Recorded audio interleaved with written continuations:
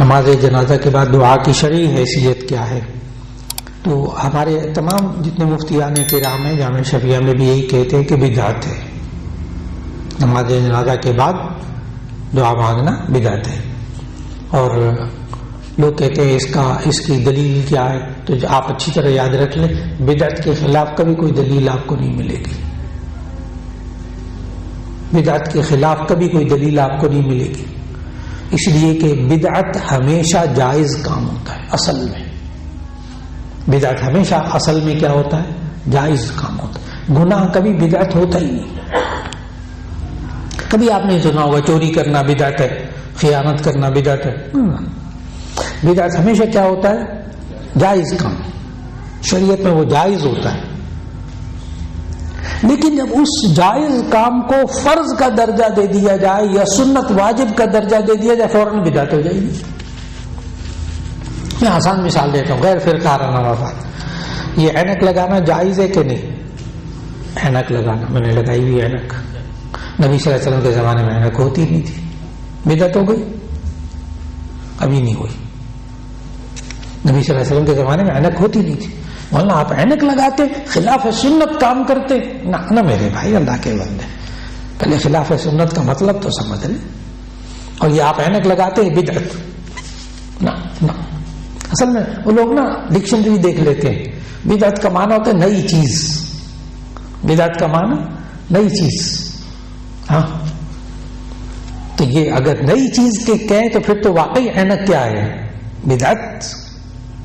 پھر اینک کیا ہے؟ بدعت. لیکن ایک لفظ کا ہوتا ہے لغوی معنی، لفظی معنی، اور ایک ہوتا ہے اصطلاحی معنی جس کو آپ ٹرم کہتے ہیں. ٹرم، اصطلاح. یہ بدعت کا ایک لغوی معنی ہے نئی چیز. تو آپ ہر نئی چیز کو بدعت کہہ سکتے ہیں، پھر تو جائز ہے. لیکن بدعت جسے نبی صلی اللہ علیہ وسلم نے ناجائز کہا وہ ہے من احدث فی امرنا ھذا فہی بدعہ فہو رد. کہ جو ہمارے دین میں نئی بات پیدا کرے دین بنا کر، وہ کیا ہے؟ اب میں مثال دینے لگا بغیر فرقہ مثال، لیکن آپ کو سمجھ اچھی طرح آ جائے. ایک امام صاحب جو ہے نا وہ ہر وقت اینک لگاتے تھے. جمعہ بھی اینک لگا کے پڑھاتے تھے، نماز میں ہر وقت اینک لگاتے تھے.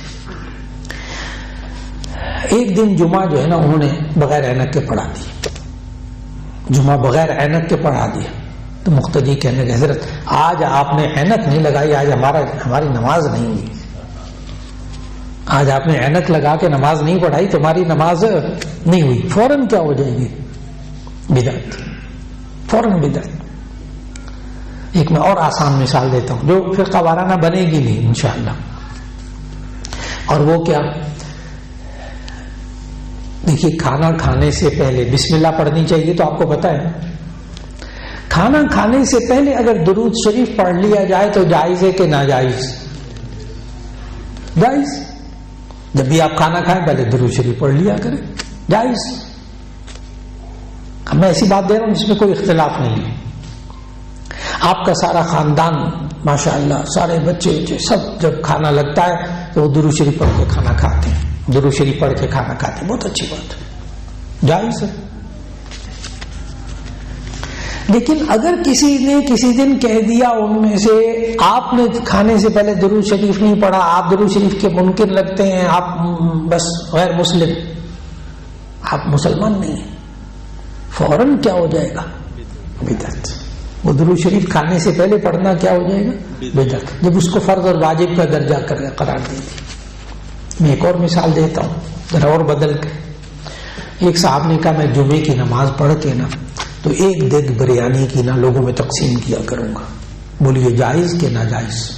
ابھی بھی غیر فرقہ وارانہ مثال ہے کہ جو ہر جمعے کے بعد میں جمعے کی نماز پڑھ کے ایک دیگ بریانی کی تقسیم کروں گا. جائز. وہ صاحب کرنے لگے، ان کے بچے بھی کرنے لگے، پھر آگے ان کے پڑپوتے سارے نے کہا نہیں، ہمارے دادا جی یہ کام کرتے تھے، ہم بھی جمعے کے بعد دیگ بنا کر بریانی کی تقسیم کریں گے. ابھی بھی کیا ہے؟ جائز. ابھی بھی کیا ہے؟ جائز. سالہ سال 100 سال گزر گئے، 100 سال تک یہ کام ہوتا رہا. ہر جمعے کے بعد ان کے خاندان والے ایک بریانی کی دیگ بنا کر یا کئی دیگیں بنا کر تقسیم کرتے تھے. ابھی بھی کیا ہے، ابھی بھی جائز. لیکن جمعے کی نماز نہیں پڑھنی، جمعے کی نماز نہیں پڑھنی، وہ بریانی کی دیگ بننی چاہیے. جمعے کی نماز پڑھے نہ پڑھے وہ نہیں پڑھنی، لیکن بریانی کی دیگ پکے گی جمعے کی نماز کے بعد. اور آپ نے اس دفعہ جمعے کی بریانی کی دیگ نہیں بنائی، آپ مسلمان نہیں لگتے. اب لہجہ سمجھ میں آیا؟ کسی خاندان کے بندے نے دیگ نہیں بنائی بریانی کی ایک جمعے میں تو کیا کہتا ہے، اگر آپ نے یہ آج دیگ نہیں بنائی نا جمعے کے بعد، آپ مسلمان نہیں رہے. بس اب کیا ہو گئی بدعت.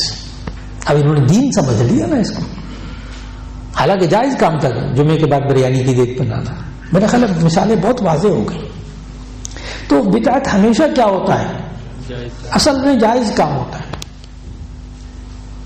اب میں نے کوئی مثال نہیں دوں گا ایسی جس کے کسی فرقہ واریت پہ بات ہوتی ہو، کوئی مثال نہیں دوں گا، آپ خود سمجھ گئے.